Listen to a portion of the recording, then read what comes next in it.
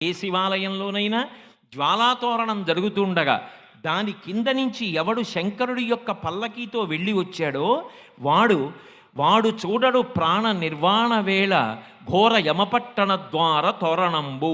యమధర్మరాజు గారి యొక్క నగరం అగ్నితోరణంతో ఉంటుందిట. దాని కింద నుంచి భయపడి జీవుడు శరీరం విడిచిపెట్టిన తరువాత పాపములు చేసి పరుగులు తీస్తూ వెడతాడు.